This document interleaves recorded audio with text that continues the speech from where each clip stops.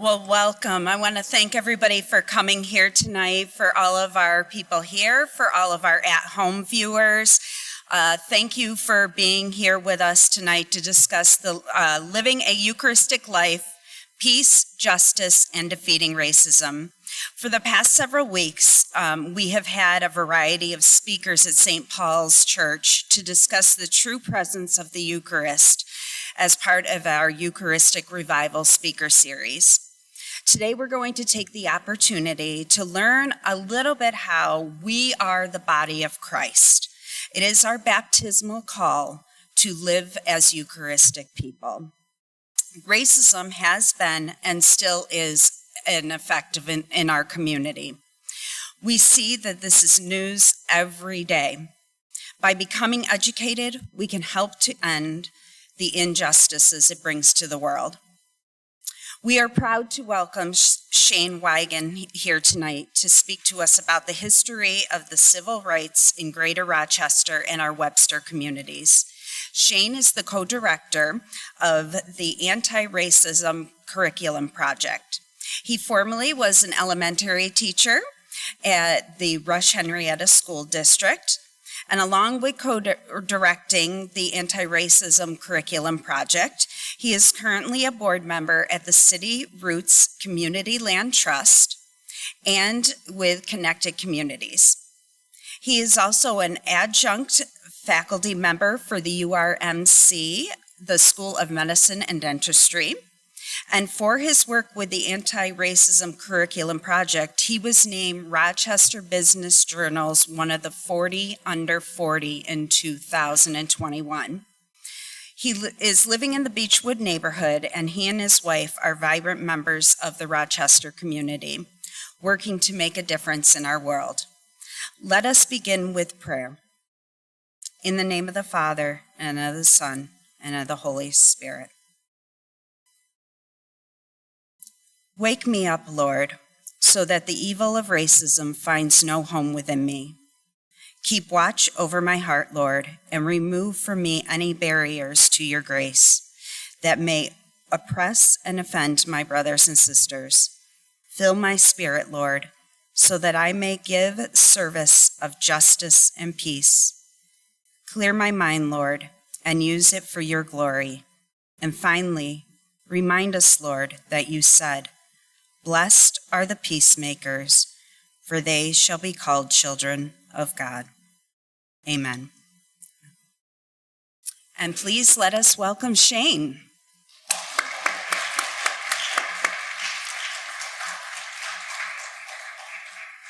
Hello, everybody. Thank you so much for having me. One thing that was missing from my bio that I forgot to add, because I just sent my traditional bio, is that I grew up in Webster my entire life off Bishop's Lane and went to Plank North, Spry Middle School, and graduated from Webster Schrader, class of 2007, the greatest of all classes.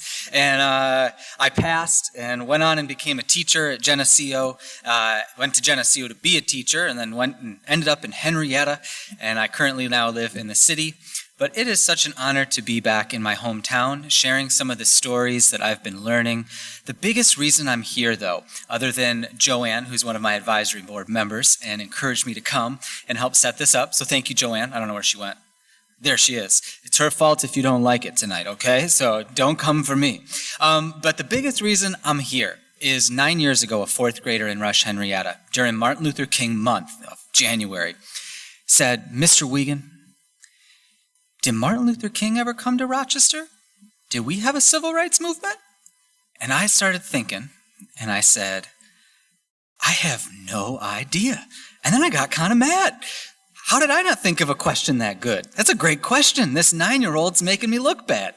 And then I said, I'm going to look into that. I got to know. And I was getting my master's in multicultural education, so I made it a project. I started digging in, and I found this photograph, which is behind me. It's a little small, and I'm going to share all the slides with everyone, and they'll be on the website afterwards. So if there's a slide that's too small tonight, and it makes you mad that you can't see it better, it's not my fault, but the slides will be available. So rest easy.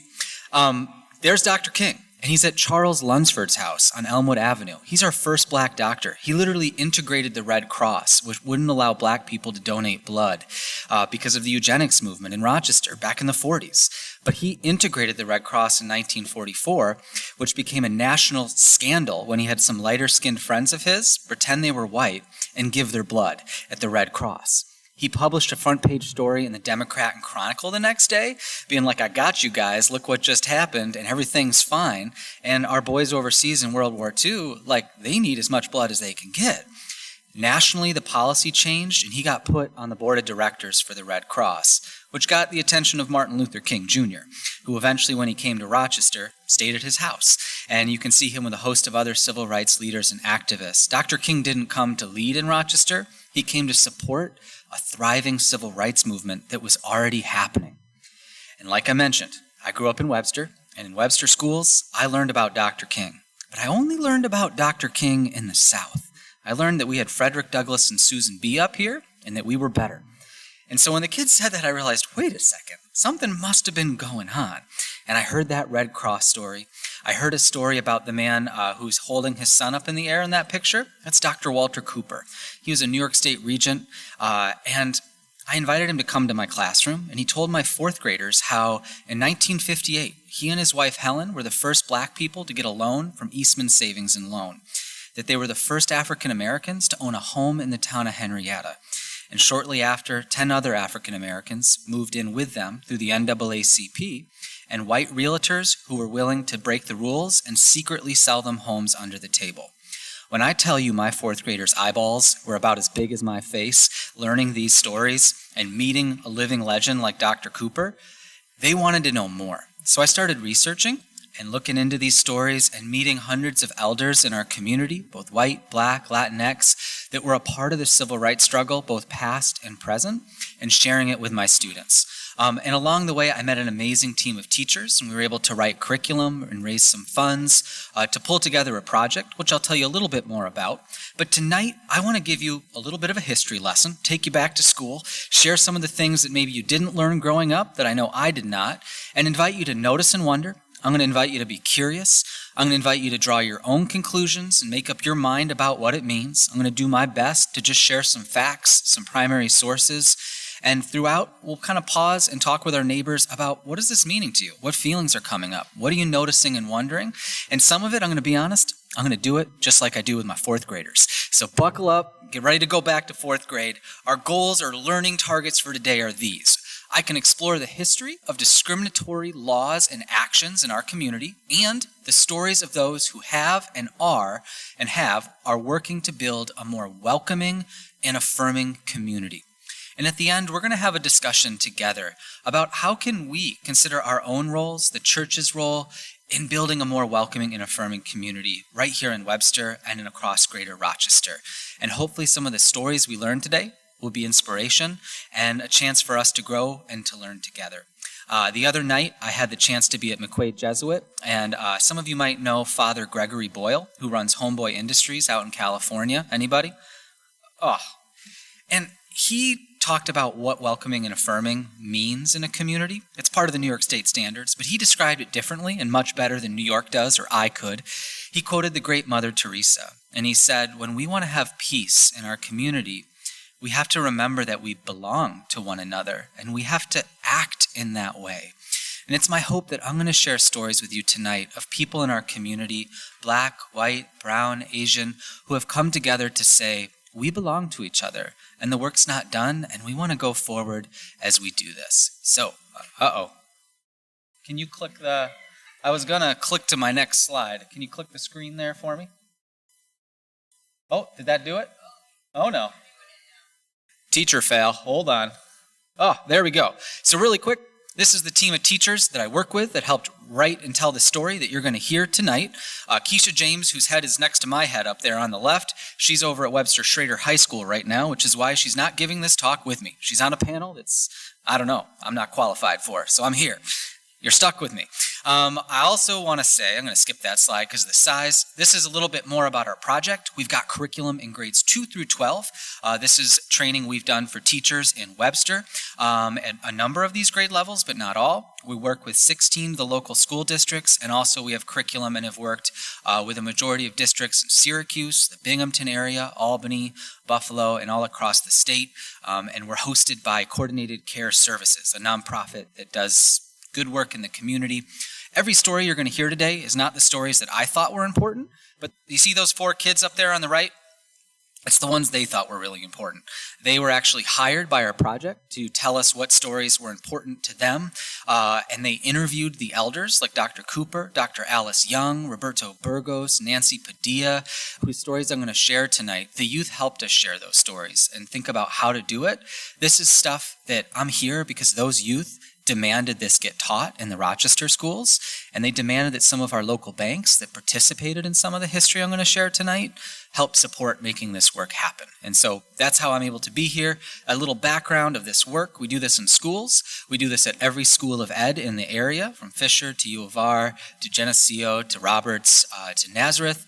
And the deans of those colleges are also on our board of directors, helping make sure what we're doing is sound and good for kids. And then we do this in the community, churches. We do a monthly training for realtors. And so all of it is a little bit baked in.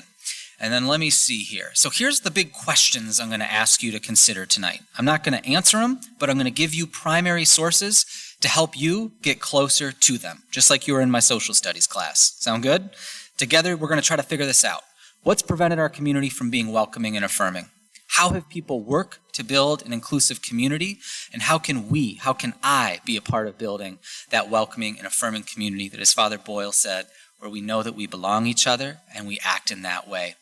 And one of my favorite verses of the Bible comes from the book of Luke, and it's the story of Zacchaeus. And I'm going to apologize. I'm a Protestant in a Catholic church sharing this story. My faith is very important to me. But as I read this as kind of a centering for us, I want you to pay attention to Zacchaeus and his actions after his encounter with Jesus. And when I met those students who asked me those questions and some of these elders, I felt some of that similar encounter. So really quick, let me read this. Jesus entered Jericho and was passing through. A man was there by the name of Zacchaeus. Don't start singing, anybody. He was a chief tax collector and was very wealthy and wanted to see who Jesus was. But because he was short, he couldn't see over the crowd. And so he ran ahead and climbed a sycamore tree to see him, since Jesus was coming that way. And when Jesus reached the spot, he looked up and said, "Zacchaeus, come down immediately. I must stay at your house today." And so he came down at once and welcomed him gladly. And all the people saw this, and they began to mutter, "He's gone to be the guest of a sinner." But Zacchaeus stood up, and he said to the Lord, "Look, Lord, here and now I give half of my possessions to the poor, and if I have cheated anybody out of anything, I will pay back 4 times the amount." And then and only then, Jesus said, "Today salvation has come to this house, because this man too is a son of Abraham. For the Son of Man came to seek and to save what was lost." And as we consider that encounter with Jesus and the action for justice that inspired, it's my hope that some of these stories today are rooted in this original story. So I invite you just to keep that in mind, and I will not preach any longer tonight. That's all I got. Real quick, for our conversation today, just like I do with 4th graders, I just want to set some rules for this conversation, because I don't know about you, but has anyone here been at a Thanksgiving dinner table or a Sunday night family dinner, and someone brought up the topic of politics or race or racism, and the next thing you know, someone was on the floor and there was spilled stuff all over and people were shouting?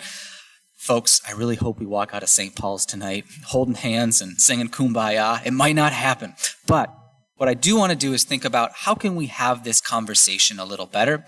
And here are some of the norms that my students and I use to have these conversations. And I'll invite you when you're talking with neighbors tonight or sharing to think of these questions. The first, speak your truth. If you're going to share an opinion tonight, I just want to invite you to own that you're sharing an opinion and throw an I statement in front of it. I think or I feel, instead of this is the problem and that's how it is. And I'm going to do my best to follow that too tonight. I want to invite you to stay engaged, expect to experience a little discomfort. We're going to look at some stories from Webster tonight that, as a Webster resident growing up, feel uncomfortable to me and might to you. And guess what? That's where we grow, and that's where we learn. I'm going to hope that we assume good intentions with tonight. We're aware of our own intentions, and then we also just own our impact. I don't know about you, but I'm someone who has said the wrong thing a lot of times, and the impact of what I said, despite my best intentions, has to offend someone or bother someone. And I've had moments I'm not proud of where I got really defensive and mean when someone called me out. But one thing I've been really working on is that when someone invites me to consider, hey, what you said bothered me, I'm trying to say, thank you for telling me. Can you tell me more what you meant? Or, I really need to think about that. Or, you're right, I'm really sorry. But having those responses ready matters, and I also want it to be safe tonight that if someone says something that bothers you, we're not going to jump down their throat, but there's space to say, hey, that kind of bothers me. Can you tell me more what you meant? Because I want to assume good intentions. And I'll tell you what, it works in 4th grade, and it's starting to work at my family's dinner table. Accept and accept non-closure. I'm not going to have all the answers or be able to share all the stories I wish I could tonight. I want us to maintain a learner stance and just stay open. I want to invite us to step up. If you're a quieter person, to share. And if you're someone who talks too much like me, I want to invite you to just take a breath before you jump in. And then finally, let's just respect where folks are in their journey. We're in different places with this kind of work around equity and racism and all this stuff, and that's okay. It's my hope that we'll respect each other in that, challenge each other, and grow and learn together. So like I do with 4th graders, if you're good with following these rules, would you just give me a thumbs up? That you'll hold me, yourself, and one another accountable? Any naysayers? Phew, I had a moment there. Sometimes a 4th grader will be like, no, I will not do that one. And I'm like, why not? And then you have a moment of panic, and it's like something simple, then we change it, and things are fixed. All right, I want to center us now with one more quote from James Baldwin. He says, not everything that is faced can be changed, but nothing can be changed until it is faced. And tonight, we're going to face some of our community's history together that hasn't always been faced, but I hope that word together, we face it together, is a key part of this conversation. And then one more housekeeping issue before I start. I have an emergency board meeting for a neighborhood organization I'm a part of tonight, and so when we end, I'm going to have to leave right away, and I don't want you to think I'm being rude or that someone smells bad. I have to get on that Zoom call as an obligatory thing. So my apologies in advance. Sound good? All right, and I'll share my email with you and phone number, so I'd love to talk to any of you at another time. All right, you ready for this? I want to invite you to put on your 4th grade brain and invite you to think of these questions. What do you wonder? What do you notice? And what do you infer? Hold these through this whole presentation. If my screen was bigger, I'd actually have you do this with me right now. But with kids, I put up an image like this. It's one part of a whole picture. I have them look at it, and they say things like, I see a lot of blue dots. Someone will say, I see Jefferson Road. Another kid will say, that's where I live. And then a lot of excitement happens. Then one kid will see, I see some green dots closer to the top left. And then another kid says, oh, that's Henrietta where I live. And another kid says, oh, my grandma lives in Pittsburgh. I see that on the map. And then I keep going. And I don't say if they're right or wrong. I'm just like, great notices, great wonders. And we go to this next one. And you can see Webster. You guys see a lot of blue dots here. I know it's a little hard to see. Do you see over on Phillips Road, there's a little pocket of green dots and a few red dots on the other side of Ridge? Some of my Webster friends might have a suspicion about what that could be off of Phillips Road, but a lot of blue. We take a look on the other side, and at this point, kids are like, it's a map. And I'm like, yes, okay. We're on the west side, where many Henrietta kids have never been. The town of Greece, where my grandparents grew up. They start looking, they're seeing some same patterns with the blue, and then the big reveal. Here's the last part of the image. And something looks a little different, and even with this tiny screen, I think you can all see it. We have a lot of green and orange dots in 2/3 of the city of Rochester. And my kids say, what is it? And one kid might say, I wonder if it's income. I wonder if it's violence. I wonder if it's demographics. And I'm like, these are great notices and wonders. They notice the highways, which are hard to see on this, but you know how the highway separates the 19th ward from Greece? You see the inner loop? And then I show them the whole thing, but no date. And I say, this is a map of Rochester. One blue dot is one white person, one green dot, one black, one red, one Asian, one orange, one Hispanic. What do you notice about this map? What year do you think it's from? And I'll invite you to consider that in your head right now. Just turn to your neighbor. Tell them, what year do you guess this is from? Be brave. Tell your neighbor. Go ahead.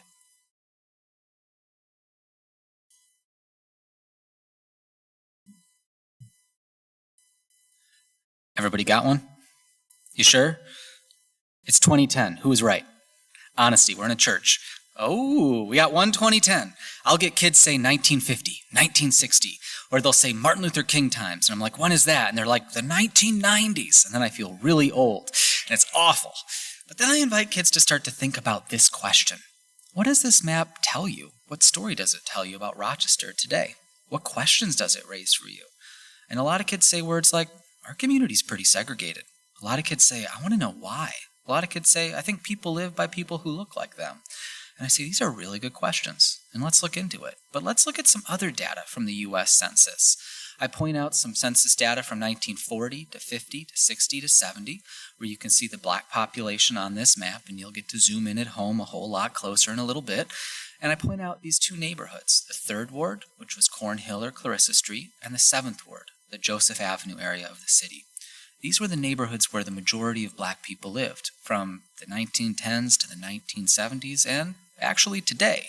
And they start to see a pattern and ask more questions and want to know why. We share this data and we notice and wonder that Penfield schools and Rochester City schools, the border between them, is the #1 school district border for segregation by race and class in all 50 United States. #1 for school segregation. Not Florida, not Mississippi, not Georgia. Rochester and Penfield. Brighton Schools in RCSD has the 6th most segregated school district border, again, in all 50 United States. Kids take time noticing and wondering these graphs from ACT Rochester, noticing that 73% of African Americans own their own home, 55% of Asian folks, 32% of blacks, and 33% of Latinos own their own home in Rochester. And they start wondering, that's a pretty big gap. Some kids might say, is racism to do with this? Other kids might say, I'm angry, or that's my family, we're renters, and wait a second, and these questions come up. We show child poverty. Almost 50% of African American kids live in poverty today in Rochester. Am I talking loud enough? Is that better? Right now? How's that? Oh, thank you. Please keep correcting me. Ooh. So 50% of black children are living in poverty today, 40% of Latinos, and then only 13% of white and Asian children. How is that happening? I've had a lot of 4th graders say, who's allowing this? And I'm like, interesting. I wonder if I'm part of this. You look at Pittsford. A kid from Pittsford is expected to live 9 years longer than a child growing up in the city of Rochester. 9 years longer, according to Common Ground Health. ACT Rochester invites us to consider that the comparisons in these data sets should never be viewed as supporting a racial hierarchy. We know there's no genetic difference between us based on the melanin in our skin. But they invite us to consider that if we accept the inherent equality of all people, something going on here, part of it must be resulting from some of the policies and practices from the past at a national and local level. And we're going to explore some of those tonight. But first, I just want you to check in with how you're feeling, just like I do with 4th grade, because looking at some of that data, it is upsetting to see for me. So I invite kids to consider and hold up one finger if they're in the blue zone. Maybe you feel sad right now about that data. Hold up 2 fingers, I say to kids, if you're in the green zone. Maybe you feel thankful for this conversation. Maybe you feel proud of the people who put that data out there. Maybe you're in the yellow zone. Maybe you feel confused or anxious or excited. Or maybe 4 fingers, you're just angry right now. You're upset. So I'm going to invite all of you, if you wouldn't mind, to hold up your fingers. What zone are you in right now? Or zones. I'm thankful and I'm angry as I look at that data. And I want to invite you to look at your neighbor and give them a smile if it looks like they need it. It's like I said at the beginning, hey, we're in this together, and we're going to keep digging in and looking at this. So thank you. I see some 4s. One time I had a kid say, I'm a 10. I'm all the feelings. I'm off the charts. And I was like, that is okay. And I say to kids, you're going to learn about a lot of people with some big feelings about this who took some actions, and we're going to learn from those actions. And I'm going to invite you to make your own decisions about what this means. So again, we're going to dig into this history. I look at that data and it makes me think of the questions we started with. Is this part of what's maybe preventing us from having a welcoming and affirming community where we belong to one another? And I want to think about what are people doing about it other than just publishing statistics, which is important, but it doesn't fix it, right? And to do this, I want to give you some language you don't have to agree with, but to consider to help frame this conversation. The first is this term racist policy, any rule or law that creates inequity between racial groups. I think we can all agree that slavery, which was the law in New York State until 1827, it was a law voted on by enslavers. Half of the New York State senators were people who owned human beings in the state of New York until 1827, and they voted to keep slavery the law.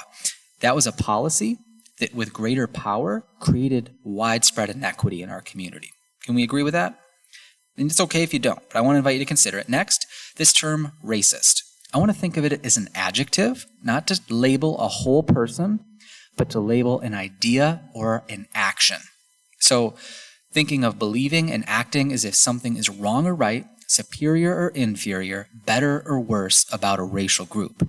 So when Nathaniel Rochester and Daniel Penfield brought African people here that were enslaved and forced them to work for no pay in the city of Rochester and in the town of Penfield that was Webster before Webster seceded and became the great place that's worth living in.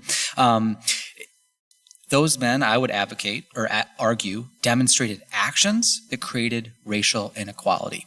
I'm not telling you to hate Daniel Penfield or Nathaniel Rochester or Horatio Gates or Samuel Morris of Mount Morris, the Wadsworths in Geneseo, the Fitzhughs family. I mean, a whole bunch of families. The Carrolls in Rochester own people here. I'm going to say in those moments, though, their actions created inequity. You can draw your own conclusion about your opinions about those folks. But with kids, I want to help them think about how do we be specific. And then lastly, I want to give you this example, anti-racist. Again, another language to consider. We think of it as an adjective, believing and acting as if racial groups are equal and actively resisting racism. There's Austin Stewart. He took action to resist racism when he escaped from slavery in Sodus, New York, where he was enslaved. He escaped to Canandaigua. He found allies in the Anti-Slavery Society and fought for his freedom. He learned to read. He opened the first black business in Rochester on Main Street and a station on the Underground Railroad. He's a big part of why Frederick Douglass came here, because of the abolition work that he was already doing. In those moments that he fought for racial equality, I would argue he was taking action that was anti-racist. Does that make sense? Okay. That word scares people for some reason. It just means taking action for equality. That's how I'd invite you to consider it. Let me see here. One last thing I want to offer. There's that picture of Dr. Lunsford. He took anti-racist action when he integrated the Red Cross, just to give you a little bit more recent example. All right, time for some history. 1910 to 1970, it's the Great Migration. 6 million black people moved from the south to the north. Rochester's black population goes from 5,000 African Americans to over 30,000, right? During 1910 to 1970. And of course, it's much higher today. A similar thing happens a few years later in the Puerto Rican community here. And when those folks came to Rochester, many of whom came from Sanford, Florida, outside of Orlando, they were brought to towns like Webster to pick fruit. And when they tried to live in Webster, or Sodus, or Williamson, or Hilton, or Scottsville, they found there weren't apartments available for them, and they couldn't get a home when they wanted to rent or own a home. And the first prevention of this was our local real estate board. Men like Frank Drum and his team up here enforced a national real estate code of ethics that explicitly stated you would lose your license as a realtor if you showed a home to a black person in a white neighborhood. Right? And it didn't matter how much money you have. Here's Dr. Cooper. He and his wife, they answered ads for 69 apartments, and they were denied at every single one of them. Despite him being one of 4 black people out of 16,000 at Kodak, being a high-level person, having a PhD, they could have afforded to live anywhere, and yet no realtor would show them a home, and they ended up off of Webster Avenue in the city of Rochester, renting from an African-American family. And so the Coopers didn't give up. They decided, we're going to go to the banks and we're going to see if we can get a mortgage and sneak through some way. But when they went to the banks, none of the banks would give them a mortgage, not just because of their policy, but because of a national policy called redlining. If you could see better and we had a bigger screen, I'd invite you to notice and wonder about this map, that it was made in the 1930s, that there's a cluster of red in the city. My students often notice that the red never touches blue or green. For my Webster friends in the room, you're going to feel pretty left out. Not enough people lived in Webster at the time to make the map. My apologies. But Webster was technically seen as green-lined by the banks. And there is blue and green up there, as you can see. So one of the things I want to point out, green meant best, blue meant still desirable, yellow meant declining, and red meant hazardous. You with me? So some kind of harsh language. My fourth graders often then will say, well, what do you mean by hazardous or best? And why are the black neighborhoods hazardous? Does it have to do with something like that? And we let kids know, and we talk about how this was a law. It was part of the New Deal out of the Great Depression, and the government passed a law. And the National Housing Act delegated $119 billion that helped 35 million families get an FHA or a VA loan. This law built towns like Webster and Penfield and Pittsford, whose populations dramatically increased in size thanks to this massive federal investment that allowed developers to borrow from the government, allowed folks like my grandfather to go to the bank and get an FHA loan to buy his first house in the suburbs in Rochester. But when the government gives out $119 billion, they want to protect or secure that money. And part of them securing this money was by writing some very specific language into the law of who could be given this money and where this money could be given. No money could go to a hazardous neighborhood, but mortgages could be given in a yellow, a blue, or a green, or in one of those undeveloped suburban areas. And I'm actually going to try to read this data for you. Ooh, I can't see that. Hold on a second. I'm going to pull it up on my phone. Give me 1 second. And what I'd invite you to do, if you have a piece of paper or a note on your phone or just a sharp memory, while I read, I really want to invite you to jot down any word that sticks out or any phrase that sticks out. And you're going to share with your neighbor after what were some of the words or phrases that stuck out to you, or what feelings came up to you as I was reading. Sound good? Okay, give me 1 second. I'm almost there. Okay, I can see it on this screen. It's a little small. You ready? Prediction may be made regarding the possibility of a location being invaded by such groups. If a neighborhood is to retain stability, it's necessary that properties continue to be occupied by the same social and racial classes. A change in social or racial occupancy leads to instability and a reduction in value. Feel free to jot down any word or phrase. Natural or artificially established barriers will prove effective in protecting a neighborhood and locations within from adverse influence, including prevention of the infiltration of business and industrial use, lower class occupancy, and inharmonious racial groups. High-speed traffic arteries or wide street parkways may prevent the expansion of inharmonious uses to a location on the opposite side of a street. Any bells ringing there? To be most effective, deed restrictions should be imposed on all land in the immediate environment of a subject location, with recommended restrictions including provisions for the following: the prohibition of the occupancy of properties except by the race for which they are intended. Oh, and I can move this along, not that you can see it. And finally, quality and accessibility of schools. The social class of parents of children at a school will in many instances have direct bearing. Thus, physical surroundings of a neighborhood, they might be favorable and conducive to enjoyable, pleasant living in its location. However, if children of people living in an area are compelled to attend school where the majority or considerable number of pupils represents a far lower level of society or an incompatible racial element, the neighborhood under consideration will prove less stable and desirable than if this condition did not exist. I'm going to invite you just to turn to your neighbor and share with them what were some of the words or phrases that stuck out to you, or what feelings came up. Take a minute. Go ahead.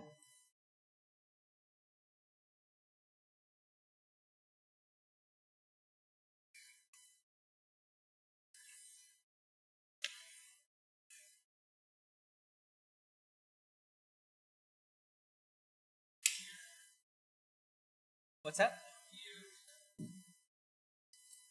This was the law that was in effect from 1934 until 1968. So any mortgage given in Webster or Penfield or Greece had to follow these rules to have an FHA or VA loan.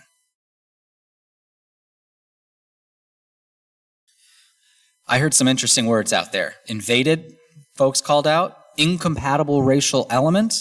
Far lower level of society, right? So some of this was coming up for folks. And again, 1934 to 1968, any FHA or VA loan followed these rules.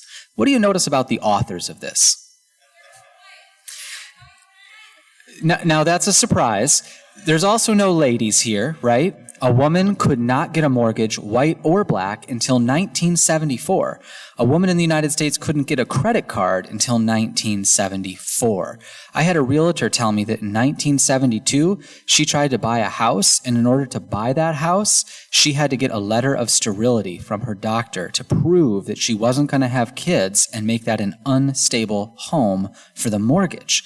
I also want to note, the man who signed this into law as President of the United States in the middle is Franklin Roosevelt, our former governor. I was taught growing up that racism is something in the South. And you start to see a different story here, right? So notice Cornhill and Pittsford. The government rated each neighborhood. Cornhill got rated hazardous because it was 75% black and 10% Italian. Pittsford got rated best because it was 0% black and 0% foreign, and it was made up of businessmen. Or the 7th Ward, Joseph Avenue, was hazardous because it was 40% Italian and Hebrew and 10% black. Only 10% on Joseph Avenue at the time.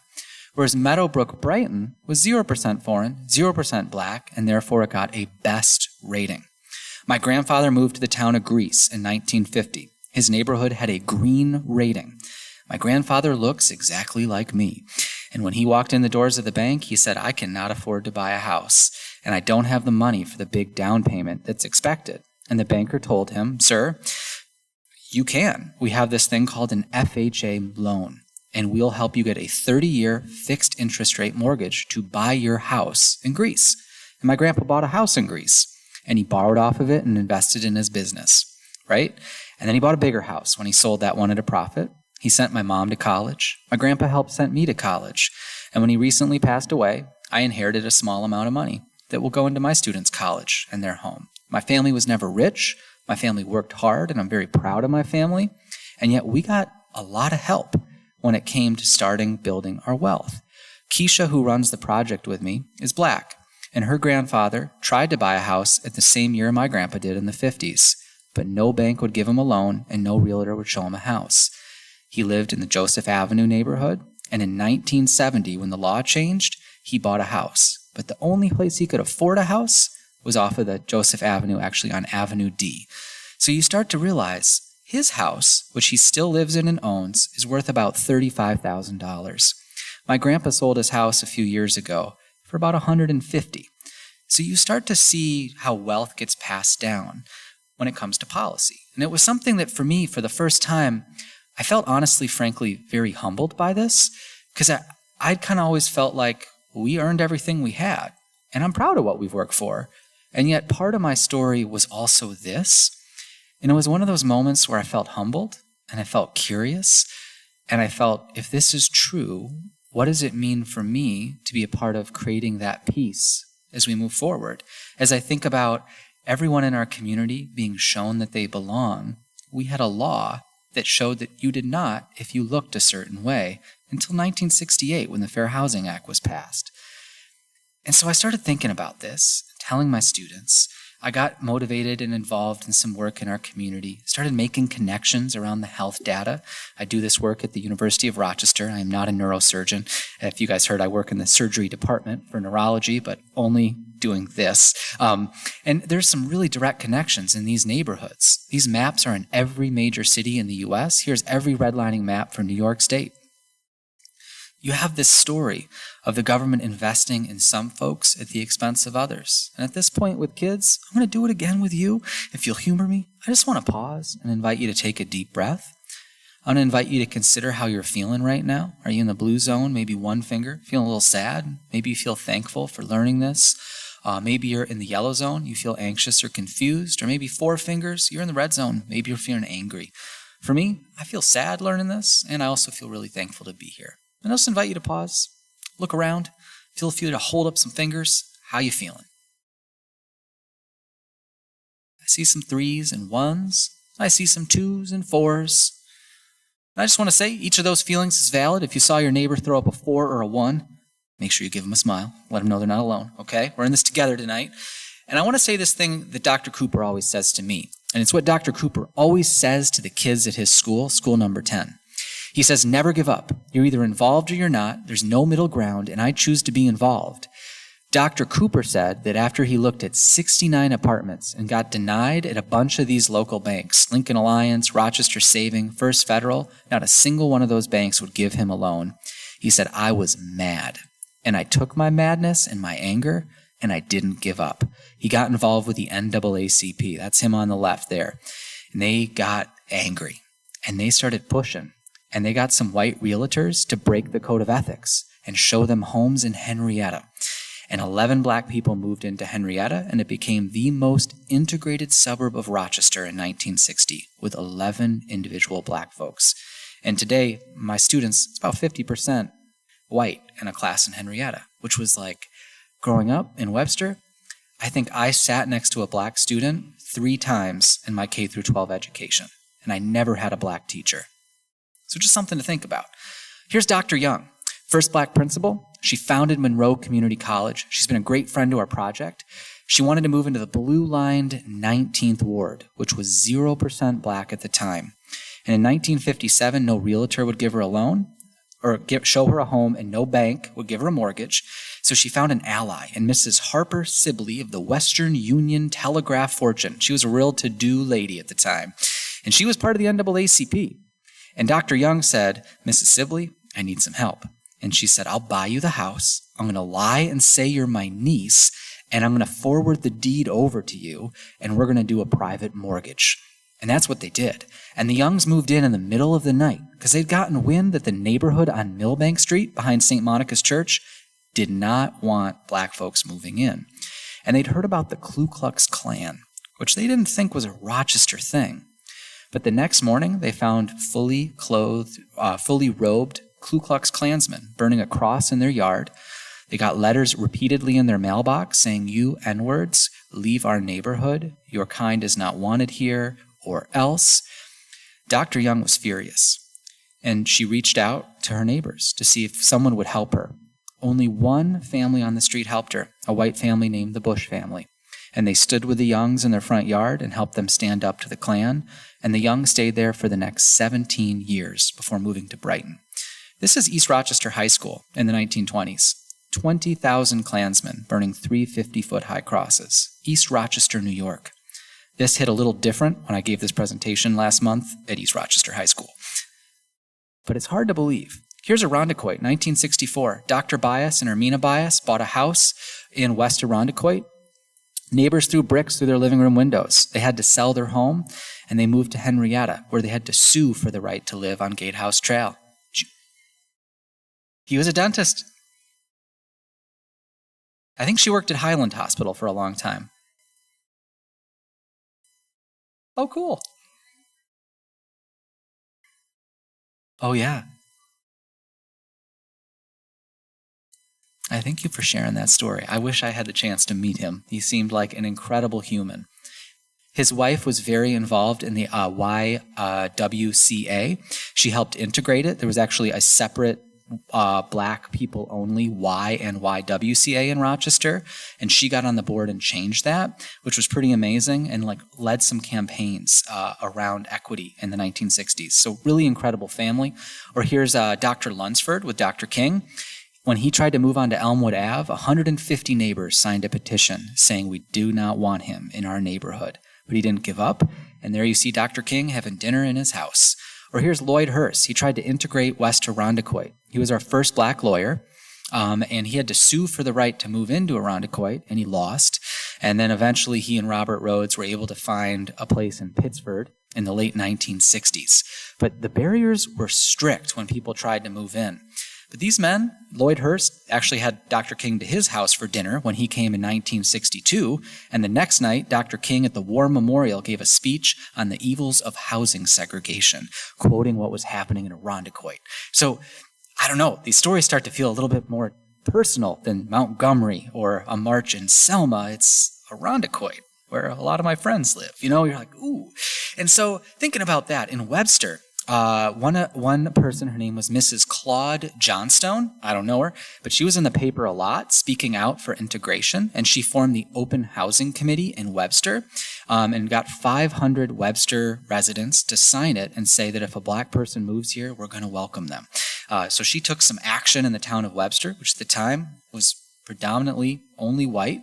So just kind of neat to see her doing some of that. Another part of this story, though, is something called racially restrictive covenants. These were codified through redlining in the 1930s, 40s, and 50s, but they were happening well before that by realtors and local banks. My students investigated these. We went to the county clerk's office. We ended up partnering with lawyers from Yale Law School and City Roots Community Land Trust, and found that there were over 10,000 homes in Monroe County that on the deed it said no one who wasn't Caucasian could live in the home. Monroe County's government, we found, voted, and the county supervisor signed his name on it to say that homes in Irondequoit that were owned by the county and in Gates, where the Gates Town Hall is today, can never be occupied by any other race than the Caucasian. There's the actual deed. You'll see local banks on these deeds. There's the school board in Gates putting a whites-only deed underneath school number 4, which is today Hope Hall. You can see here, this is the Forest Lawn neighborhood of Webster. The Prescotts who owned that land advertised the restrictions in the paper, and on the deed it said it could never be sold to an Italian, a colored, or a Polish person. That's Forest Lawn. I love running over there on the Hojack Trail, and it was startling to discover this. Winton Lee neighborhood in East Irondequoit, you'll see the Catholic Church, St. James Church in East Irondequoit. The Bishop John Francis O'Hearn signed his name on a whites-only deed underneath the church and its rectory to keep it whites-only. You'll see the Walter Wegman, founder of Wegmans, chose to sign his name to his deed with this whites-only statement in Irondequoit. This is the Meadowbrook neighborhood in Brighton. You'll see this neighborhood in Brighton, built by developer Don Wood, said no Jews, no black people, no Italians shall be permitted to rent or own any of these homes. You'll see the head of the Builders Association in Gates, the head of the Monroe County Bar Association signing his name to these deeds, and as always, black people and their allies fought back. Here's Reuben Davis. He later became our first black judge. He moved into the 19th Ward, but they wouldn't let him. Nothnagel Realty enforced a whites-only covenant on his deed. And so he said, okay, they refused me to live here. It said on his deed on Elmdorf Ave that no black or Italian people could live there. And here's what's interesting. Italians, Jewish, Polish, Eastern European, in 1944, they legally became white through the GI Bill, at least in terms of the FHA and VA. So a veteran of World War II who fought for our country, who was Italian or Jewish, could get a loan and move to Webster or Brighton. But if you were a veteran, like Reuben Davis, you could not get an FHA or VA loan until after 1968. So Reuben Davis in his oral history says, I was active in the NAACP. A white friend bought the house and transferred it to me. We had to go through devious methods in order to find housing. And I always ask kids, what do you think he meant by devious methods? What devious methods must we get up to today? Here's Brighton. 19 individual neighborhoods in Brighton have whites-only deeds on every single house. Here's a map of Monroe County. Each black space represents a neighborhood with whites-only deeds. There's only one neighborhood so far, Meadowbrook, whose color is in pink, because they've chosen to add a statement of welcome that also renounces the racist covenant on their deed. Neighborhoods in Webster and Penfield could make that same choice, and we would love to add them to the map on our website, resistancemapping.org. But people in the midst of this fought back, not just in the courts, not just through devious methods, they fought back with joy. Places like Shep's Paradise, the Elks Club, the Pythod Club had integrated spaces for jazz, for dance, for joy. The churches, the community on Clarissa Street. Joan Coles, one of our elders, describes walking down the street, no one had their doors locked. She'd get in trouble 3 blocks away, and by the time she got home, she'd had 2 spankings from her mom's friends, and when she got home, it was even worse. People looked out for each other. There was community. There was joy and love and church and all of this in the face of incredible disinvestment and redlining. That neighborhood was ultimately demolished through urban renewal and the construction of the inner loop.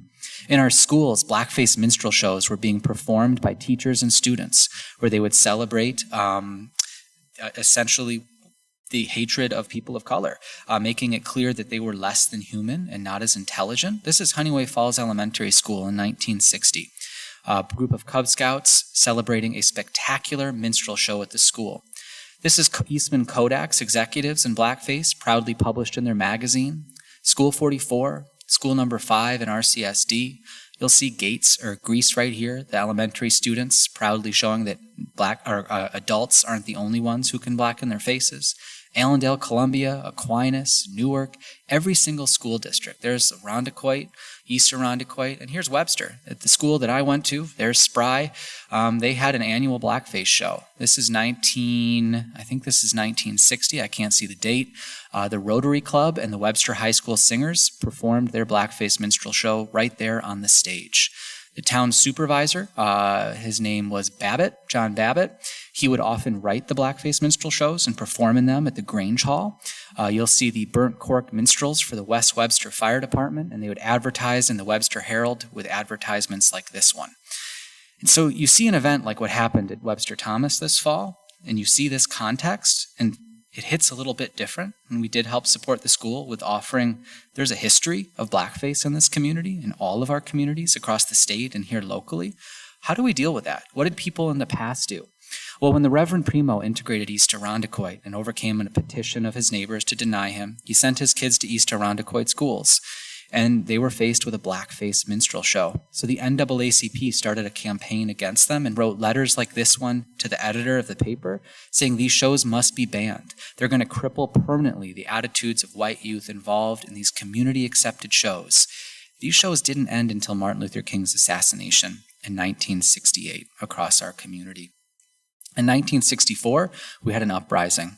Thousands of people protesting in the street, some peacefully and some pretty violently. 1,500 National Guard troops came out. 800 people were arrested. There's a great documentary on this, July 64, and Laura Warren Hill's book, Strike the Hammer, is excellent, talking about it. Martin Luther King also talked about it publicly in the news and said that it was caused by the ghettoized housing, the barriers to jobs, and the inferior and segregated schools in Rochester, saying this wouldn't change unless we went to the environmental causes that had spawned these riots. Groups like Fight were formed. Reverend Florence, who recently passed on the left, they protested Kodak. They went to their headquarters. People like Mildred Johnson leading the protest songs as hundreds demanded the right to equal opportunity, getting jobs for over 600 African Americans at Kodak. Meanwhile, in the schools, it wasn't just the blackface shows, it was school segregation. We had all white schools and we had all black and brown schools in the city versus the suburbs. Look at School 46. In 1962, it was 0% non-white. The NAACP sued a number of area schools and got an order of integration for RCSD. At the same time, at Webster High School, a group of ninth graders wrote a letter to the editor protesting for integration, saying they wanted black children to be allowed to come to Webster schools, which I thought was pretty cool that kids from the school I went to were speaking out in that way from their English class. Meanwhile, though, school board members like in RCSD, like Dr. Cerulli of school number 34, led protests like this one, demanding that students be violent and militant, protesting integration. You can see that group of parents on the left there throwing rocks and stones at white students, or black students, who were entering Charlotte High School and Monroe High School. There was some real racial violence in the realm of like a Ruby Bridges that happened right here in our community. Students like James Beard and the Black Student Union organized to keep themselves safe. Black students would walk in groups of threes in the hallway in 1972 to keep themselves safe from some of the teachers and other students. And there's a complicated whole part to this story that I can't get into tonight, but I recommend Justin Murphy's book, Your Children Are Greatly in Danger, that tells this history in so much more detail than I could. Meanwhile, parents like Diane Allen in Webster, one of our first black families, spoke up to the Webster School Board, advocating that we join urban-suburban in Webster. You'll see that she said that race relations in Webster schools were not the best, and her daughter, who was a 7th grader at Schrader Junior High School, had to suffer being called the N-word, and she urged the board to change their policy and allow in black students through urban-suburban, and the board rejected that plan. And it wasn't until, 2015, that changed. So starting to see some of those shifts. Today in Webster, it's a little hard to see, but the Black population is still incredibly small in our school district. I think there may be one Black teacher and one administrator. I could be wrong on that, but it's pretty close. The disciplinary rates for Black students is 5 times higher in Webster schools, at least in 2018, according to ProPublica. So we got some challenges as we look at some of this data. Schools like Penfield are still the most segregated in the country. Children are living 9 years longer in Pittsford than in the city. But always people have fought back. You can go on our website, resistancemapping.org, and there's over 60 stories more than I told you today that you can explore all across our community of people speaking up. But I want to leave us with this story before we have a discussion. These 3 girls right here, they learned about redlining. They learned about Dr. Alice Young fighting the Klan, being the first Black principal. And the girl in the middle, her name was Kalyat, and she said, "Mr. Wiegand, I really like you, but it's not fair that I have never had a teacher who looks like me." And she said, and I look around the school, and we have 50 teachers, and there's not a single teacher who looks like me, and I don't think that's fair. I think that's systemic racism. I don't think it's anyone's fault, but maybe the policy needs to change for what we're doing. So she had some language, right? She had learned how policies, not just individuals, do these things and are part of the problem. And she said, "Mr. Wiegand, I want to talk to the principal at lunch today." And if I tell you, my stomach dropped. I recalled that I had tenure, and I said, I mustered my courage, and I said, "Kalyat, what did Dr. Young do?" And she said, "She found an ally." And I was like, and she said, "Bailey," the girl on the left, and Simra, the girl on the right, they're my best friends, and I know they'll have my back. And they did. We got parent permission, and the 3 girls researched, made a list of demands, and they met with the principal. They said, "Mr. Pollard, what are you going to do about this?" And they laid out their slideshow. And he said, "Oh, well, we're working on it. It's kind of hard." And they said, "Have you ever interviewed a Black teacher and not hired them?" He started to sweat. And he said, "Yes, I have." And they said, "Do you want me to graduate? Because if I have one Black teacher before 5th grade, my chance of graduation goes up 30%. That's national data that they were ready with. And he said, "I'd really like for you to speak to the assistant superintendent in charge of hiring." So the girls spoke with him. And I didn't get to go to that meeting, so I was scared. They left that meeting really excited. They met with board members and other district leaders. And that summer, our HR director went down to Atlanta, Georgia, and went to HCBUs and advocated and actually did what the girls said. They said, "We want you to go recruit. Don't just put it on the website." And he did.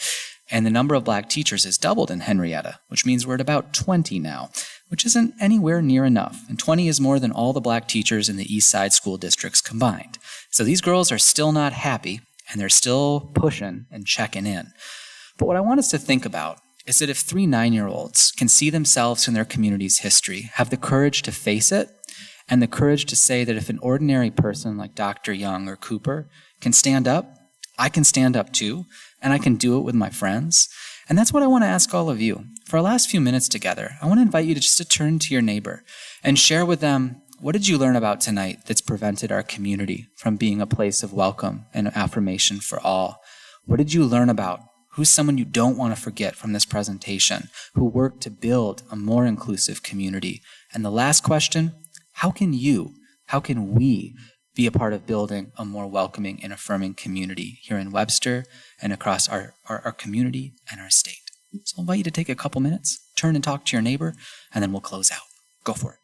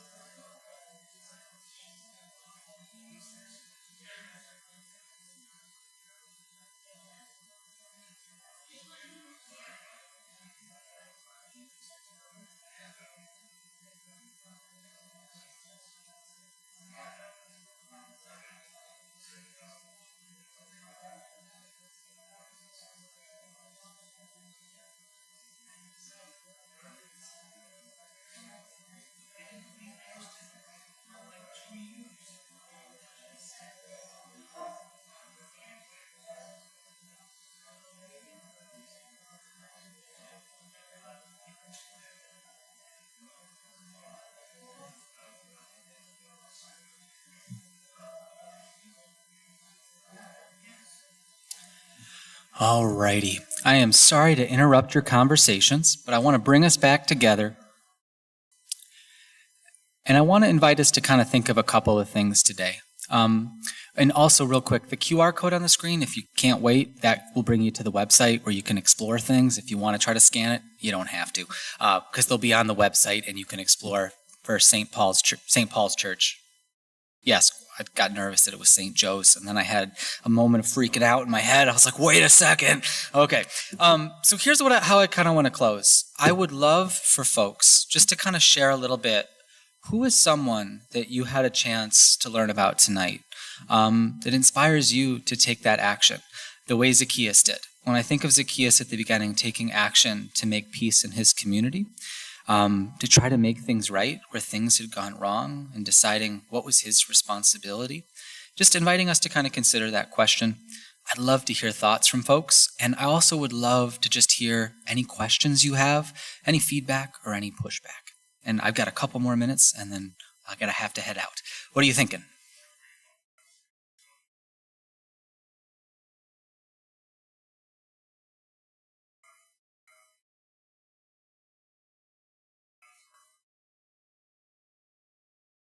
Thank you for mentioning that. He mentioned if you didn't hear the students speaking to the principal. When I had the reason I had the courage to be like, okay, I'll share this with other teachers and raise money and hire a team of teachers was because of those girls. I mean, that's so brave to talk to your principal. That's terrifying, and I was anxious in the back of the room while they talked, and I didn't have to say a word. You know what I mean? And I was like, if Kaliat and Bailey can do that, and Simra, man, maybe I can ask some people for help. And that's the other big thing. You've got to go together. When I think of Joanne, who helped set this event up, she was one of those first people early on who saw a presentation I gave and was like, I want to help you. And she did, and helped us make that taught in Henrietta at using her power in the district and connections and just advice and wisdom as a friend and mentor. And I want us to think about that in this space. Where are the people that are asking us for help? That we can be an ally, not a savior, be a supporter, and be a friend that helps move this work forward. Because a lot of this work is happening. And what would it mean for us to join in on that? And to be curious, and when we screw things up, to say we're sorry and not give up when things don't go well and keep trying. So, just like those girls, I love that. Who else?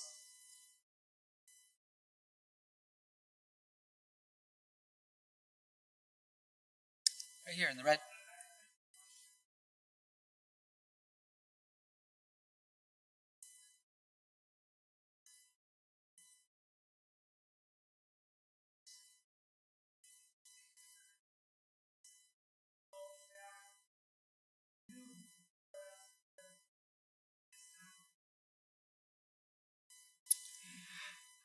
It's hard to look at this image right here, right? Of Bishop O'Hearn, who signed this whites-only deed underneath the church. Then there were black and brown folks in our Catholic churches at the time, mostly at a place like St. Bridget's. But it's interesting to think about, right? I know that the church did apologize when this was revealed in the report that Yale Law School published in 2020.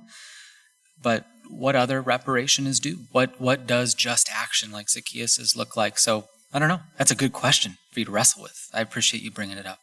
Did you have a question behind there, Jim?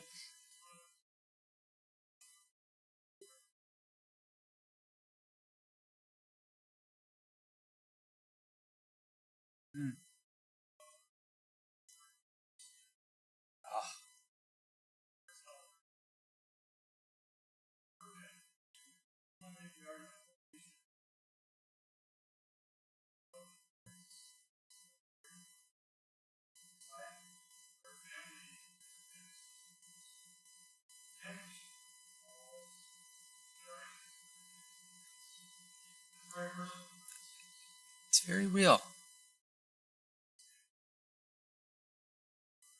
Thank you, Jim. When Keisha and I are together, we often tell this shared story that illustrates this point a little.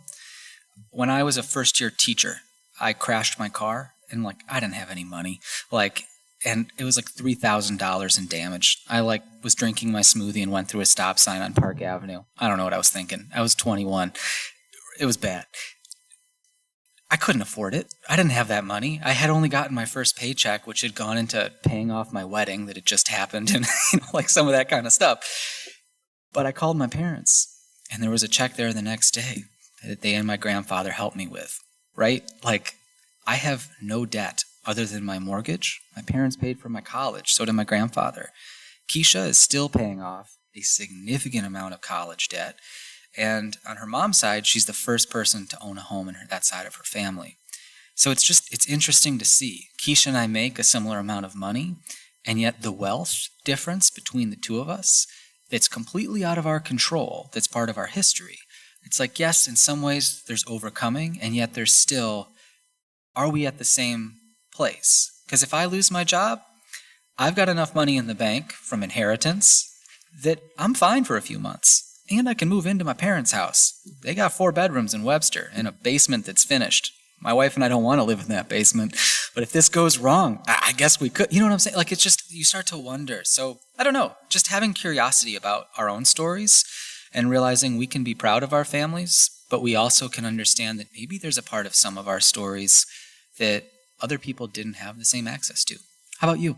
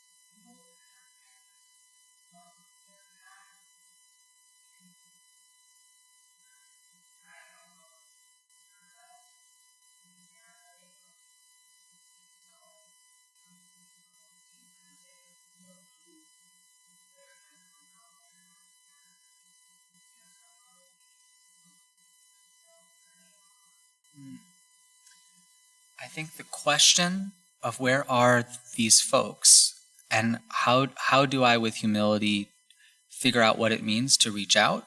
What does it mean in this space to make it more welcoming and affirming? What might it be like for someone who looks differently from you or I to walk in here? What's that experience like? For some, it might be really positive, and for others, maybe it's not. But oftentimes, and I've been the white person at a church when a person of color said, I didn't feel very welcome, or when this was done, like that, I found offensive. And I responded, well, that's just how we do it. That's what we do here. I was defensive, like, we're not racist here. And they were like, I'm not calling you racist, but I'm also saying, like, that didn't make me feel welcome.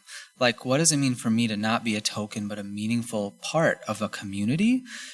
To answer a question like that, I learned from that person at our church, wow, like, I've got a lot of learning to do. And so just starting with, instead of jumping to the solution of like, who can I talk to? Who are some trusted folks in our churches, maybe at St. Michael's or some of these other places that I could learn more from or just participate? And is the goal to bring them here or to find ways that we connect? I'm not sure. What is it that those groups or those folks want? Or the folks in Webster, because Black and brown folks live in Webster. What does it mean to reach out in a way that's invitational and welcoming?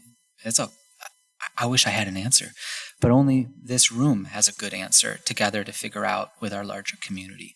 So I don't know. I encourage you to not give up on that one like Dr. Cooper. How about you?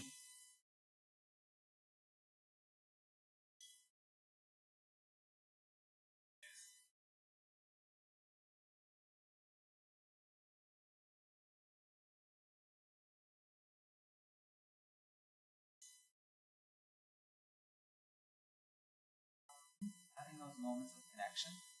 But then the connection is too, for me, I realized I need to learn, but then I have to do the next step, which is build a relationship and a real friendship.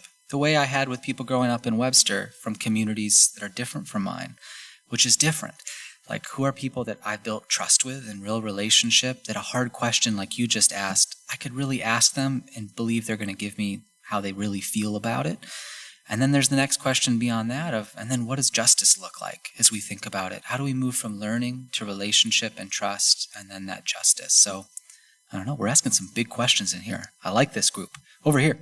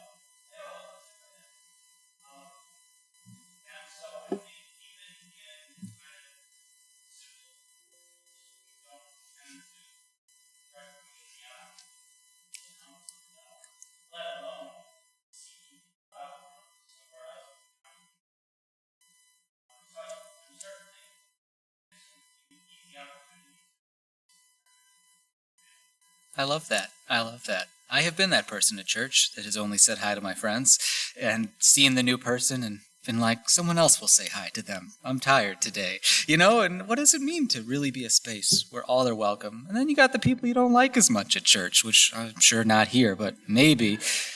What does it mean to move closer to that person who's also your neighbor and show them that they belong? We don't have to be best friends, but we can make that movement. And then that next step, because if we can't start within our walls, how do we take it next? I think that's really wise. Right here.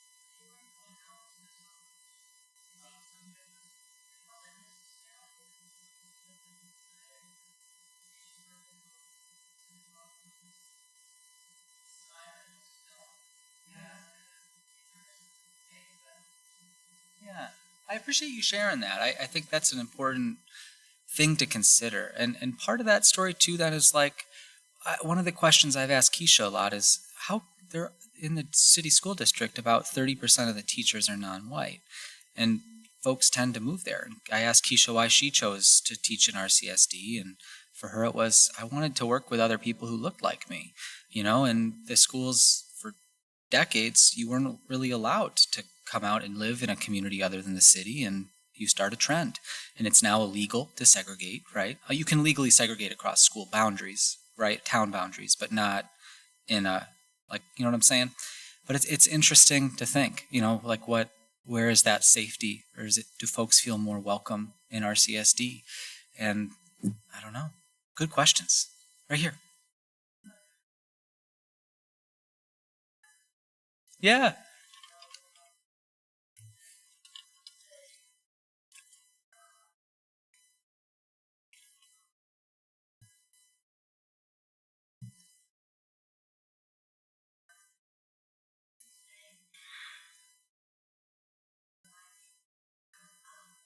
Hmm.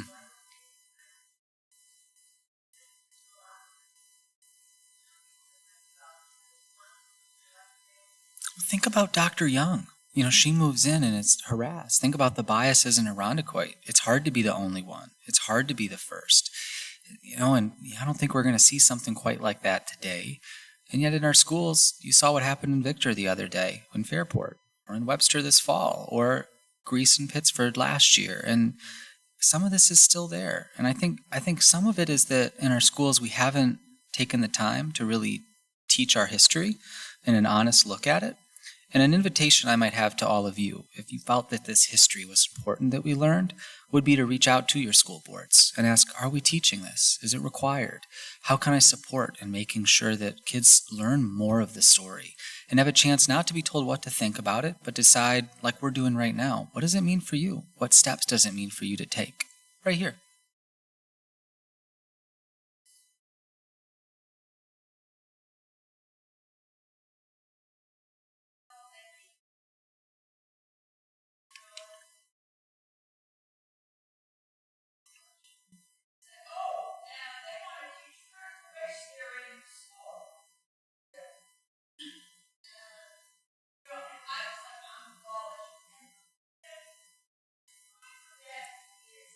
Good question.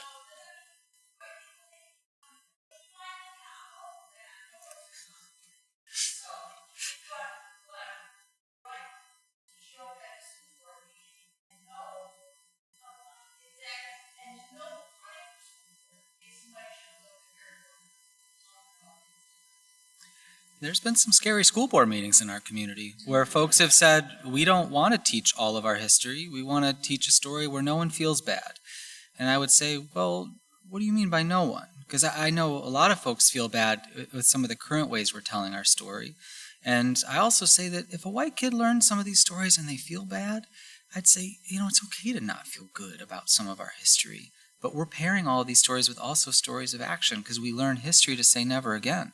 In Webster, I did learn about the Holocaust, and I left school thinking that was wrong and feeling like anti-Semitism is something I'm going to be against. But I didn't leave Webster schools thinking, wow, racism happened here. That's wrong. That's also something I want to speak up against.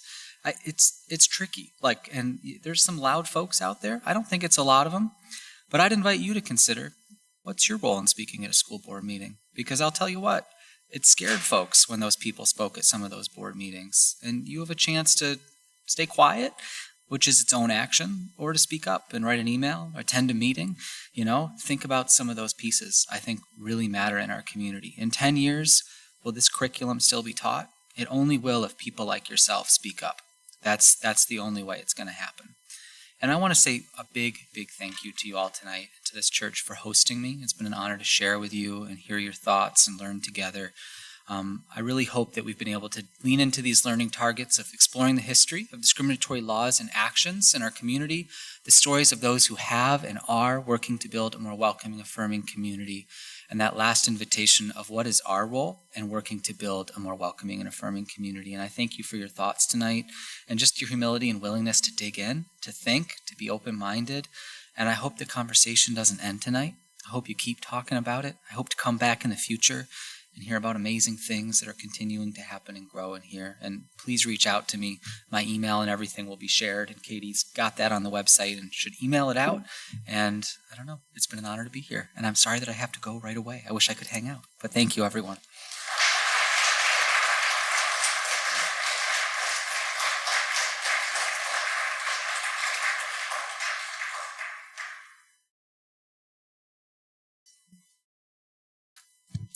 All right, we want to thank Shane so much. The reason I put these questions back up again, for those who have been following along with our book that we gave out for Lent, the Eucharist, Becoming Eucharistic People, week 1 questions were almost the exact same questions as these. So, something to think about with becoming Eucharistic people and how can we do this for our community as well. Shane, like Shane said, his presentation is live streamed, so still rolling right now. It is live streamed. It will be available actually immediately after this. And all of the slideshows, I know it's kind of tough to see. I don't know how he did it when Joanne and I were talking. There were 101 slideshows he went through tonight. He did that amazingly, but all of them will also be posted. So if you want to rewatch this and the slideshows are also on live stream too. And I wanted to promote, and I see so many of our St. Rita's brothers and sisters here tonight, and I thank you for being here. They also have a program tomorrow night. It's our Journey to an Anti-Racism with Sister Colleen O'Toole. She's a Sister of Mercy, correct? So if you want to go to St. Rita's tomorrow night, they will be having a program at 6:30, and I know they would love to have you there as well. Also, our next Eucharistic revival speaker is Father Peter Matola. He will be on March 8th at 6:30, and he's going to be just talking about the hidden roots of the Eucharist in the Old Testament. And we hope you can join us for that. I do want to lead us in a closing prayer, though. So as we bow our heads and thank God. God of heaven and earth, you created the one family and endowed each person with great dignity. Aid us, we pray, in overcoming the sin of racism. Grant us your grace in eliminating this blight from our hearts, our communities, our social and civil institutions. Fill our hearts with love for you and our neighbor so that we may work with you in healing our land from racial injustice. Through our Lord Jesus Christ, your Son, who lives and reigns with you in the unity of the Holy Spirit, one God, forever and ever. Amen. So now that we have prayed with changed hearts, let us move our feet into action. Have a wonderful evening, and thank you very much for joining us tonight.